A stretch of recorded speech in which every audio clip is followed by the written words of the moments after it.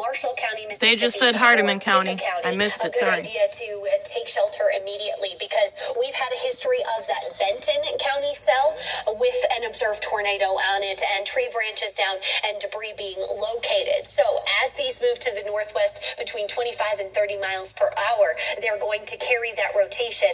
And as we switch over to the Memphis, Tennessee radar, we're starting to get a little bit better of a look of that rotation within these storms. You know, if you look south of Early Grove there on the radar, notice the nice tight little couplet. You have a very broad area of rotation, but when you start to get those bright colors next to those dark colors right side by side, that gives you an indication of where you're going to have more rotation. The tighter that couplet, we call them gate to gate, when you get those pixels right side by side, that's saying, hey, this is where the storm is. So if you're near Early Grove, anywhere in that area, you really need to be aware of what's going on. Michigan City area, you're just off to the east, and it all depends on where this storm goes. Now, tornadoes don't necessarily have an incredibly wide track, but that doesn't mean they can't move and change direction and really affect a lot of people. Well, Sorry, and as we saw fucking before shaking. with those other tornado warnings, and as we're seeing here, there are multiple cells, even within one tornado warning. So even if the rain stops for a little bit, or you see a break in the action,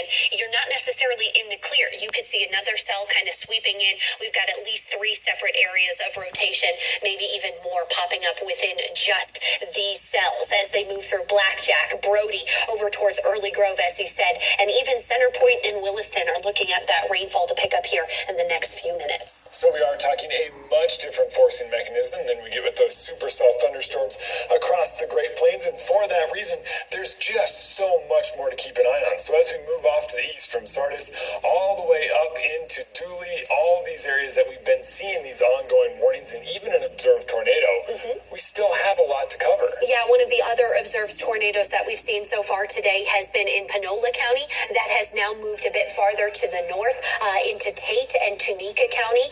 They're now expiring the Panola part of this, so we no longer have to worry about Sardis and Como being under that threat. But if you're in Good, Evansville, Dooley, all the way over to Interstate 55, really a good idea to take shelter and gear up because we've got that tornado watch in effect until 8 o'clock tonight. A long way to go with these cells as they bring tornado potential from Harvey.